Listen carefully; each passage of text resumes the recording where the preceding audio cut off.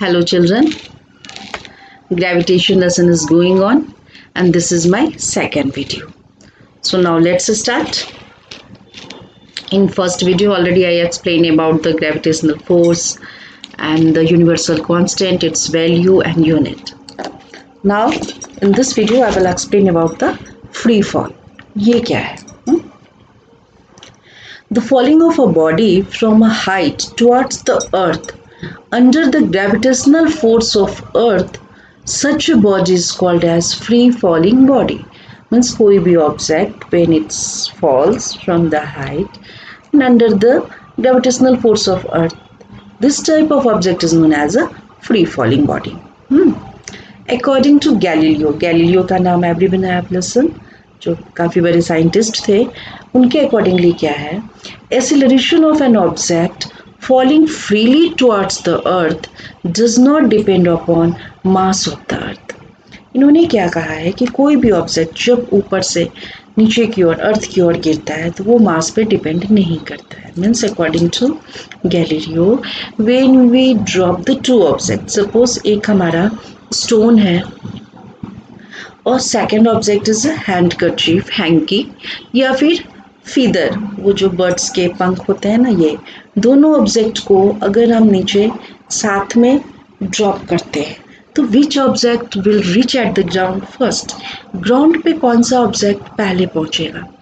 तो you will tell the answer. Of course जब मैं when I ask to anyone तो योर आंसर विल बी या of course ma'am stone will reach the first. Stones पहले पहुंचेगा. तो why?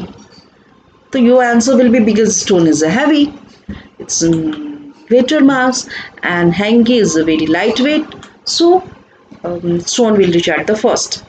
Yeah, of course stone will reach at the first, but the explanation of this is wrong because acceleration does not depend on the मास पे वो depend ही नहीं करता है. तो जब दोनों मास पे डिपेंड ही नहीं करे, एक हल्का है, एक लाइट वेट है और दूसरा हैवी वेट है, फिर क्यों स्टोन पहले पहुंचेगा? तो इसका एक्सप्लेनेशन गैलीलियो के अकॉर्डिंगली क्या है वो सुनो. स्लो स्पीड ऑफ फीदर और handkerchief while falling is due to the fact that its surface area is very large. ये जो हैंकी है या फिर फीदर है, इनका सरफेस एरिया ज़्यादा होता है, बड़े होते हैं. Is due to the fact that its surface area is very large as compare to its mass. इनका मास वेट तो बहुत ही कम होता है लेकिन इनका सरफेस एरिया काफ़ी बड़ा होता है. So the feather experiences much more resistance from the air and it speed slow down. तो एयर में रेसिस्टेंस की वजह से ये क्या होगा, ये डायरेक्टली ग्राउंड पे नहीं पहुंचते, आराम से रेसिस्टेंस है, उड़ते उड़ते ये फ्लाई करते हुए फिर ये नीचे पहुंचेंगे. But in the case of stone, the stone being small and heavy does not get much more resistance from the air and falls to the ground at faster rate, और वो जल्दी से पहुंच जाएंगे. So your answer you can't explain because of the mass, because mass पे free falling body का मास depend ही नहीं करता है. ये इसलिए पहुंचेगा क्योंकि फीदर का surface area greater in comparison to mass.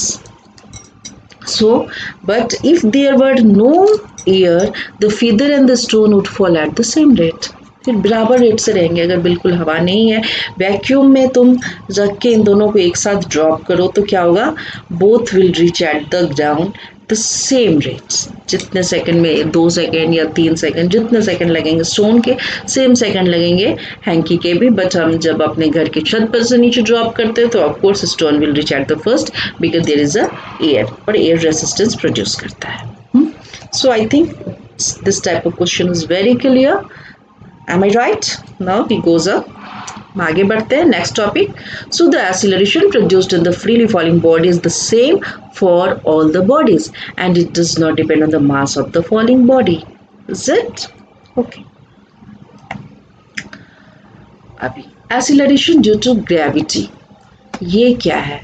Gravity के कारण जो एक्सीलरेशन प्रोड्यूस होता है, ठीक है, it is denoted by the small g. जो कैपिटल जी था यूनिवर्सल कांस्टेंट था, यूनिवर्सल ग्रेविटेशनल कांस्टेंट था, जो हमने पहले एक्सप्लेन किया है, जिसका वैल्यू भी हमने निकाला है 6.67 और about 6.7 raise into 10⁻11 newton metre square पर केजी स्क्वायर. अभी यहाँ पे मैं पूछ रही हूँ, एक्सप्लेन कर रही हूँ acceleration due to gravity. The uniform acceleration produced in a freely falling body due to the gravitational force of the earth is known as acceleration due to gravity, and it is denoted by the small g, and its value is equal to 9.8 meter per second square. Is you remember, are you remember metre पर second square किसका unit है? Acceleration का.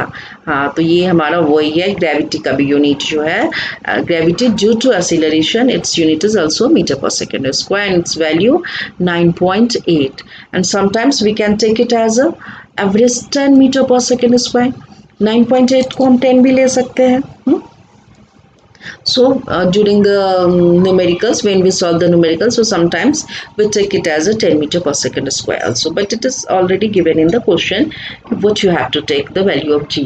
You have to take 9.8 or you have to take 10. But generally, if it is not mentioned, then in that case you can take 10 meter per second square also. So when a body is dropped freely, it falls with an acceleration of 9.8 meter per second square. And when a body is thrown vertically upwards, it undergoes a retardation of 9.8 meter per second square. Means जब ऊपर से नीचे गिरता है तब उसमें क्या रहेगा acceleration? 9.8 meter per second square. But when you throw the body upward direction, जब तुम ऊपर की ओर किसी ऑब्जेक्ट को फेंकते हो, बॉल को, स्टोन्स को हम फेंकते हैं ना, तो उस टाइम में क्या होगा, उनका जो एक्सेलरेशन होता है वो नेगेटिव में चला जाता है when we throw the object upward direction. और नेगेटिव एक्सेलरेशन को ऑलरेडी मैंने बताया था in previous lecture, it is a retardation. So negative acceleration is known as a retardation. So when we throw the object upward direction, then retardation will produce and its value is 9.8 metre per second square, but it should be in negative signature, negative sign. सही है ना? जब object ऊपर से नीचे आता है तो उनमें जो एक्सीलरेशन होगा वो 9.8 मीटर पर सेकेंड होगा. तो फ्रीली फॉलिंग बॉडी में हम a is indicated denoted the acceleration. So acceleration की जगह we will take the small जी.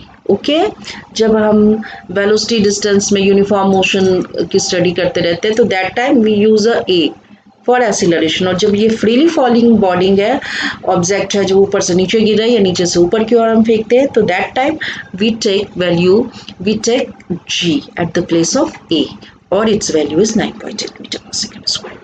अभी calculation of the acceleration due to gravity, ये 9.8 कहाँ से आया ये मैं दिखा दे रही हूँ एक बार, because you can ask me कि ये 9.8 आप मैम कहाँ से ले आए.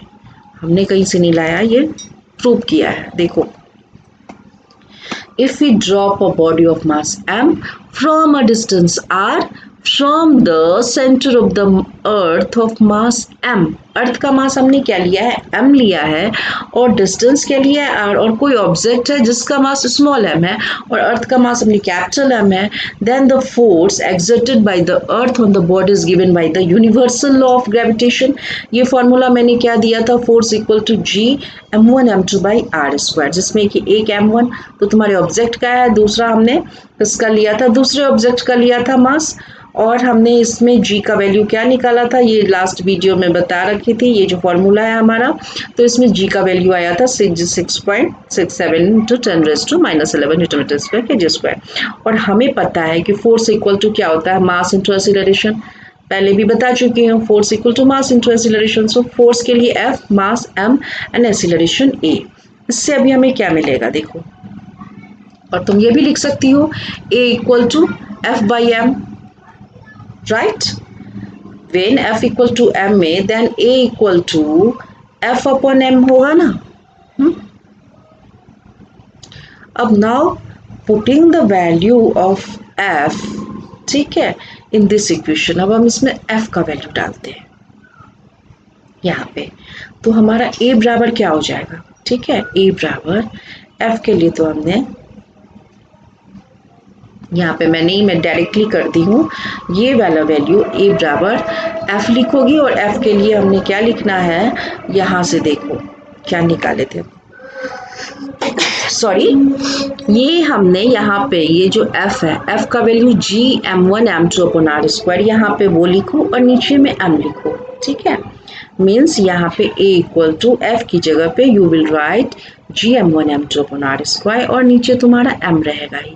तो जब तुम इसको सॉल्व करोगे तो you will get the formula A equal to G capital M by capital R square. M तुम्हारा मास ऑफ द अर्थ हो जाएगा। जो दूसरा ऑब्जेक्ट है वो बहुत ही छोटा है, हम उसको नेग्लिजिबल कर देते हैं और हम दोनों के M1 M2 की जगह पे कैपिटल M लिया है, ठीक है। और एक कैप ऊपर का m और नीचे का m दोनों हमारा क्या हो रहा है, कैंसिल हो रहा है।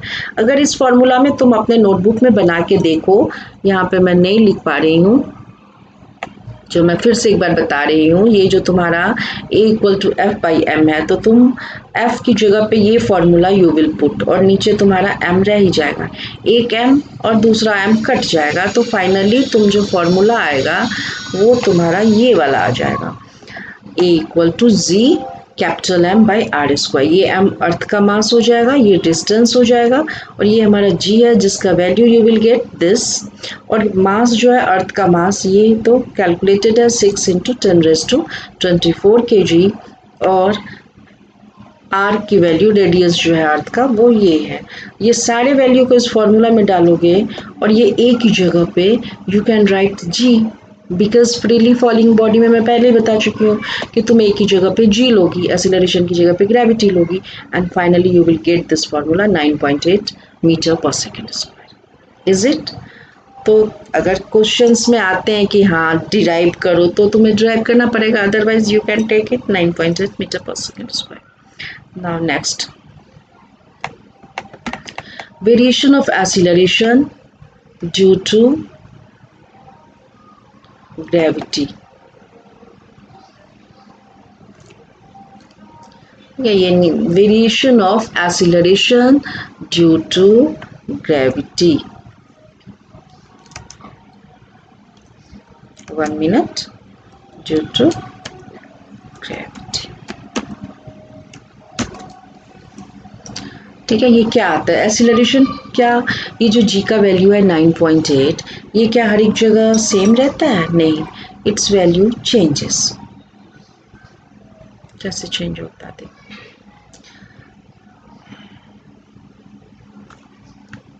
वन मिनट, एक minute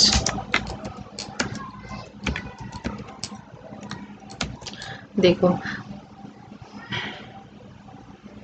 the value of acceleration due to gravity is not constant at all the places on the surface of the earth. अर्थ के हर एक जगह इसकी वैल्यू 9.8 ही नहीं रहेगी, ये वैरी करता है। अभी कैसे वैरी करेगा वो मैं समझाने की कोशिश कर रही हूँ। देखो, the radius of the earth at the pole is minimum. हमारा जो अर्थ है वो कैसा है, इलिप्टिकल शेप में है, तो जो पोल है अर्थ का, अगर तुम डायग्राम ड्रॉ करती हो ओवल शेप में, तो पोल पे कैसा होता है, उसका रेडियस क्या होता है, मिनिमम होता है, सबसे कम जाएगा पोल पे अर्थ का रेडियस, क्योंकि अर्थ हमारा ओवल शेप में है। तो तुम देखो उसका पोल पे मिनिमम हो जाएगा और ये मिनिमम जब होगा तो जी की वैल्यू क्या हो जाएगी, मैक्सिमम होगी, क्योंकि तुमने यहाँ के फॉर्मूला से देखा है कि स्मॉल जी और रेडियस इन्वर्सली प्रोपोर्शनल है। देखो मैं एक बार फिर से दिखाना चाहूँगी, यहाँ पे देखो, ये एक तुम लिख सकती हो, एक जगह पे जी लिखोगी तो जी और ये आर में क्या रिलेशन है, इन्वर्सली का है। इसलिए क्या होगा कि जब रेडियस बढ़ेगा तो ग्रेविटी कम होगा। ओके, तो radius of the earth at the pole, pole पे रेडियस क्या होता है, मिनिमम होता है, इसीलिए यहाँ पे जी का वैल्यू मैक्सिमम होगा।